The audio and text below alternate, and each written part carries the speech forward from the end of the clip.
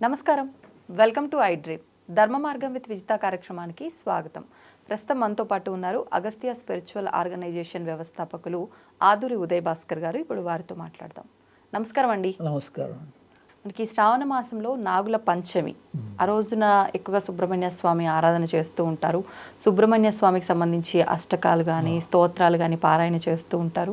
అదేవిధంగా జంట నాగు ప్రతిమలు ఉన్న ఆలయంకి వెళ్ళి అక్కడ పసుపు కుంకుమలతో పూజ చేయటము, పాలు పోయటము, పుట్టల్లో పాలు పోయటము, ఇలాంటివన్నీ కూడా ఎక్కువగా చేస్తూ ఉంటాం. ఎందుకు ఈ రోజున విశేషంగా పాములను పూజించటం కానివ్వండి, జంట నాగులను పూజించటం కానివ్వండి, అదేవిధంగా ఈ పుట్టకు చేస్తున్న ఆరాధన ఎందుకు, అసలు ఎందుకు ఈ పంచమికి ఇంత విశిష్టత? ఇది సుబ్రహ్మణ్య స్వామి ఆరాధన.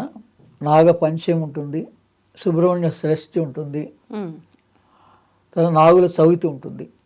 3 రకాలుగా కూడా, అంటే చవితి రోజున, పంచమి రోజున, షష్ఠి రోజున 3 సార్లుగా 3 తిథుల్లో కూడా ఇండిఫరెంట్గా ఆయా మాసాల్లో ఇవి పండుగలు వస్తూ ఉంటాయి. మూడిట్లోనూ కూడా సుబ్రహ్మణ్య స్వామి ఆరాధన అందరూ ఒకే పద్ధతిలో బహిర్గతంగా చేసేదంతా అలాగే చేస్తుంటారు. కానీ దీని విశిష్టత ఏంటంటే, నాగ పంచమికి, నాగుల చవితికి వ్యష్టి కుండలిని అంటారు. దాన్ని వ్యష్టి కుండలిని అంటే సుబ్రహ్మణ్య స్వామి అంటేనే కుండలిని స్వరూపం, మన దేహంలో ఉన్న కుండలిని స్వరూపం. 2 పాములుగా ఎందుకు చూపిస్తారంటే, మూలాధారంలో ఉన్న కుండలిని ఒకటి, సహస్రారంలో ఉన్న కుండలిని ఒకటి. ఈ రెండింటిని కలపడమే యోగం. అందుకని అది చిహ్నంగా మనకి రెండు పాములుగా చూపిస్తారు. ఇది వెస్ట్ కుండలిని అంటే మన దేహానికి సంబంధించింది. కుండలిని శక్తి విశ్వకుండలిని అంటుంది. విశ్వవ్యాప్తంగా కూడా ఈ విశ్వమంతా కూడా ఒక శక్తి నడిపిస్తోంది. దాన్ని విశ్వకుండలిని అంటారు. దానికి సుబ్రహ్మణ్య షష్ఠి ప్రధానమైంది. ఇది మన వరకు, మన యోగానికి, మనం ఆరంభం చేయడానికి యోగానికి ఏ రోజు ప్రాధాన్యత అంటే ఈ నాగపంచమి. అందుకని ఇవి మూడు స్థాయిలు అన్నమాట మనకి యోగంలో. ఇది ఆరంభం శ్రావణ మాసంలో. దాని మొట్టమొదటి మనం మంత్రం చదివితే దాని వివరం అంతా దాని ప్రకారంగా తెలుసుకోవచ్చు. అదే మంత్రాన్ని చాలా మెల్లగా చెప్తాను, దాన్ని ఉచ్చారణ చేయండి. ఓం శం శక్తిధరాయ శరవణ భవాయ షణ్ముఖాయ సుబ్రహ్మణ్యాయ సురాధ్యక్షాయ సుగతిదాయకాయ హ్రీం ఈం ఈం ఈం. మరోసారి చెప్తా. ఓం శం శక్తిధరాయ శరవణ భవాయ షణ్ముఖాయ సుబ్రహ్మణ్యాయ సురాధ్యక్షాయ సుగతిదాయకాయ హ్రీం ఈం ఈం ఈం. ఇంత పెద్ద మంత్రం. అంటే షణ్ముఖ సుబ్రహ్మణ్యుడు కాబట్టి 6 మంత్రాలు ఉంటాయి ఇందులో. 6 కలిపి అంటే 6 కలిపి చదవచ్చు. ఒక్కొక్క మంత్రానికి కూడా అంత శక్తి ఉంటుంది.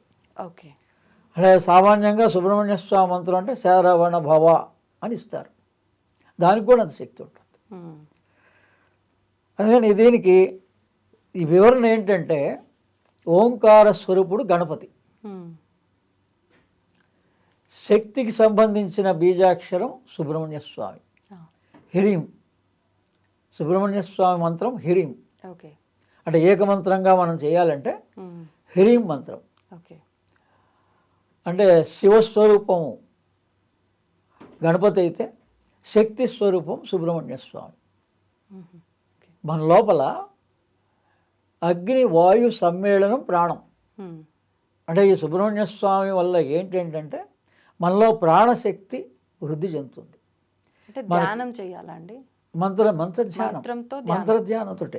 ఇప్పుడు అంటే ఇట్లా ధ్యానం చేస్తే ఎక్కువ ఉపయోగకరమా, ఆలయంకి వెళ్ళి ఇలా పాలు పోయటము, అభిషేకాలు చేయటము? అంటే బహిర్గతమైన సాధన కేవలం మనకి ప్రారంభ దశలో బాల్యంగా ఉన్నప్పుడు భక్తి భావన పెంచడం వరకే.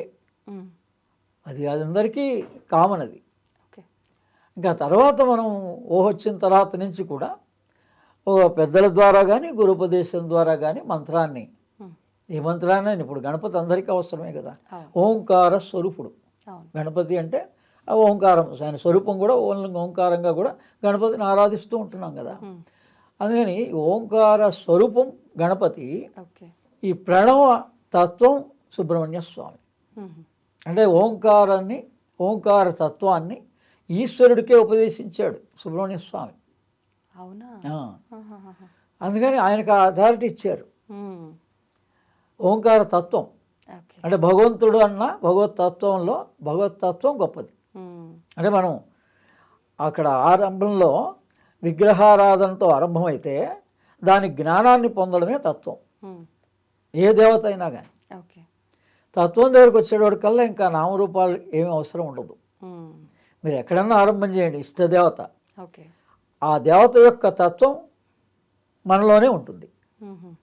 అంటే మనం అలా భావన మన దేహంలోనే ప్రతీది బయట ఏమున్నాయో అండాండేసే పిండాండే అంటే మా బయట బ్రహ్మాండంలో ఏముందో మనం చూస్తున్నవన్నీ అవన్నీ మన దేహంలోనే ఉన్నాయి. అంటే దీనివల్ల ఏంటంటే ఎప్పుడన్నా మనకి ప్రారంధం సరిగ్గా లేనప్పుడు, కుజదోషం ఉన్నప్పుడు సుబ్రహ్మణ్య స్వామి మంత్ర సాధన వల్ల ఏంటండి ప్రయోజనం అంటే, కుజదోషాలు ఉన్నవాళ్ళు, పెళ్ళి కాని వాళ్ళు, దాంపత్య జీవితం సక్రమంగా లేని వాళ్ళు, బ్రెయిన్కి సంబంధించినటువంటి ప్రాబ్లమ్స్ ఉన్నవాళ్ళు, నర్వస్ సిస్టమ్కి సంబంధించిన ప్రాబ్లమ్స్ ఉన్నవాళ్ళు, బ్లడ్ సర్క్యులేషన్స్కి సంబంధించింది ఉన్నవాళ్ళు, ఈ మూడు కూడా ఈ సుబ్రహ్మణ్య స్వామి మంత్ర సాధన వల్ల మన లోపల ప్రాణశక్తి, కుండలిని శక్తి జాగృతం అవుతుంది. మనకి తెలియకుండానే రెక్టిఫై అవుతుంది. అంటే మన దేహంలోనే ఈ నవగ్రహాలు కూడా మన దేహంలో ఉన్నాయి. సూర్యుడు ఆదివారం నుంచి, సూర్యుడు మన హృదయంలో ఆదిత్య హృదయం, చంద్రుడు స్వాధిష్టాన చక్రం, అలాగే చంద్రుడు స్వాధిష్టాన చక్రం సోమవారం, మంగళవారం కుజుడు శిరోభాగం, బుధవారం బుధుడు నాభి, గురువారం ఆజ్ఞాచక్రం గురుస్థానం, శుక్రవారం కంఠస్థానం శుక్రగ్రహం, శనివారం మూలాధారం. ఇప్పుడు మనం మనలోనే ఉన్నాయి కదా, మనం రోజులు తెలుసుకుంటున్నాం. ఈ రోజుల యొక్క తత్వం తెలిస్తే అది తత్వం ఎప్పుడైనా మీరు ఏదైనా తత్వము అంటే మీ దేహంలో ఉన్నది మీరే ఉపయోగించుకోవచ్చు. ఇప్పుడు మనం వేరే వాళ్ళ దగ్గరికి వెళ్ళి ఈ కష్టాల గురించి కానీ శారీరక మానసిక ఏ సమస్య అయినా ఈ పరిష్కారం ఎక్కడుందండి అంటే మనలోనే ఉంది. మన మానసిక స్థితి మారితే పరిష్కారం అవుతుంది. ఆ మానసిక స్థితి మారడానికి ఋషులు అనేక రకాలుగా మనకి ఈ యోగాభ్యాసాలను ఇచ్చారు.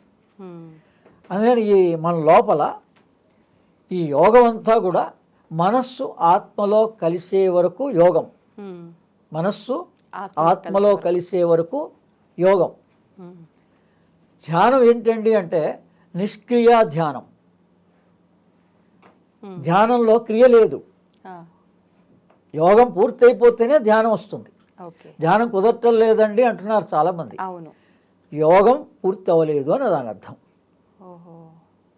యోగం ఎప్పుడైతే పూర్తవుతుందో దత్త భాగవతంలో దత్తాత్రేయులు వారు ఈ రహస్యం చెప్పారు, ధ్యాన రహస్యం. నిష్క్రియ ధ్యానమే నీకు బోధిస్తున్నాను అని చెప్పాడు. నిష్క్రియ, క్రియ లేదు ధ్యానంలో. ఏం జరుగుతుందండి అంటే మన మనస్సు ఎప్పుడైతే ఆత్మలో లయమైపోయిందో ఈ ఆత్మ పరమాత్మలో లయం అవడానికి ధ్యాన స్థితి, అది మన చేతుల్లో లేదు. అదే భగవద్ అనుగ్రహం, ఈశ్వర అనుగ్రహం, గురు అనుగ్రహం, ఇలా పేర్లు మనం పెట్టాం. అందుకని ధ్యానం ఈశ్వరానుగ్రహంతో మనకి కేంద్రితం అవుతుంది. మన ప్రయత్నం అంతా యోగమే, మనస్సుని ప్రాణంలో ఆత్మలో కలపడం, మనస్సుని ప్రాణంలో ఆత్మలో కలపడం. అన్నీ తెలిసిన తర్వాత ఒకటే అవుతుంది చైతన్యం. దీన్ని చైతన్యం అంటారు, మనస్సుని చైతన్యం అంటారు, ప్రాణాన్ని చైతన్యం అంటారు, ఆత్మని చైతన్యం అంటారు. మూడు చైతన్యం. అందుకని మీరు ఏ మంత్ర సాధన చేసినా మంత్ర కపుల్డ్ విత్ బ్రెత్, శ్వాసతో చెయ్యండి. అందుకే సోహం అనేటువంటి మంత్రమే యోగానికి ఎవరైనా ఇచ్చేటువంటి మంత్రం. దానివల్ల ఏమవుతుంది, సో అనేటువంటి మనస్సు ద్వారా సో అని పలుకుతూ శ్వాసను తీసుకుంటాం. హమ్ అని శబ్దంతో బయటకు ఉచ్చారణ చేస్తాం. ఇప్పుడు ఈ సుబ్రహ్మణ్య స్వామి మంత్రం హ్రీంకారం, హా ఉంది కదా, హకారం ఉంది అందులో. అందుకని ఇవన్నీ ఈ ఓంకారము హ్రీంకారంతో కూడినవే అన్ని బీజాక్షరాల తత్వాలు. శివశక్తి ఈ రెండు కలయిక. ఓంకారం భగవంతుడు తెలుసు మనకి, కానీ దానికి శక్తి లేకపోతే శక్తి తోడవ్వాలి కదా. అది హృదయంలో ఉన్న హ్రీంకారం, హకారం అనుకోండి, హ్రీంకారం అనుకోండి. ఇవి అందుకని ఈ బీజాక్షరాల్లో ఆ శక్తి ఉంటుంది. అందుకని ఈ మంత్రాన్ని మొదట మనం ఏమన్నాం, ఓం శం శక్తిధరాయ శరవణ భవాయ షణ్ముఖాయ సుబ్రహ్మణ్యాయ సురాధ్యక్షాయ సుగతిదాయకాయ హ్రీం ఈం ఈం ఈం ఓంతో ఆరంభం చేశాం. మీరు ఈ 6 మంత్రాల్లో ఏ ఒక్క మంత్రాన్నన్నా ఉచ్చరించవచ్చు. అంటే ఒక్కటి తీసుకున్నా మీకు శక్తి వస్తుంది. ఓం ఓం హ్రీం శం శక్తిధరాయ ఓం శరవణ భవాయ అనుకోవచ్చు. దానికి చివరిలో హ్రీం, ఓం శరవణ భవాయ హ్రీం. ఈ తత్వం తెలుసుకోవాలి. అంటే దీని విశేష అర్థం ఏంటో తెలుసుకుంటే మనకి భయ సందేహాలు ఉండవు. ఏమంటే ఈ మంత్రాన్ని నేను పూర్తిగా ఉచ్చరించగలిగానా లేదా, అంత భగవంతుడు లోపలే చూసుకుంటారు. అందుకని ఓంకారం అంటే గణపతి అనుకోవాలి, హ్రీంకారం అంటే సుబ్రహ్మణ్య స్వామి. అందుకని అమ్మవారిని కనుక మనం ప్రార్థన చేస్తుంటే ఈ ఇద్దరి యొక్క అనుగ్రహం కలుగుతుంది మనకి. ఈ విధంగా సుబ్రహ్మణ్య స్వామి ఆరాధనని మీరు యోగ ధ్యాన పద్ధతిలో కనుక చేసుకుంటే బహిర్గతంగా మీకు ఎంతవరకు వీలుంటే అంతవరకు చేసుకోవచ్చు, తప్పులేదు. దాన్ని తక్కువ సమయంలో ముగించి ఈ మంత్ర ధ్యానాన్ని మానసికంగా 24 గంటలు చేసుకోవచ్చు. మీరే ఒక నియమం పెట్టుకొని మేము ఇంత మంత్రం చేస్తాం అనుకుంటే మీకు ఏ రకమైన కష్టమైనా, ఏ రకమైన ప్రార్థమైనా, ఏ దోషమైనా సుబ్రహ్మణ్య స్వామి మంత్రం వల్ల మనకి ఉపయోగం కలుగుతుంది. ధన్యవాదాలండి. And for more videos, Please subscribe to iDream. Please subscribe to iDream. Please subscribe iDream. And please subscribe to iDream. For more videos, subscribe to iDream. please like, share and subscribe to the channel. Congratulations, iDream. Subscribe to iDream. Subscribe to iDream. So subscribe to iDream Media. iDream team andarki huge congratulations. Please subscribe iDream Media. Please subscribe to iDream. Subscribe iDream. Please subscribe to iDream. iDream అంటే నా కళల ఛానల్ను subscribe చేసుకున్న నోరు తిరుగుతలేదు, మీరైతే గంట గుర్తు కొట్టండి. For more such videos, please subscribe to iDream. Subscribe to iDream. Please subscribe to iDream. Please subscribe iDream Media. Please do subscribe to iDream. Please subscribe to iDream Media. For best entertainment and information, please subscribe iDream. And don't forget to subscribe to iDream.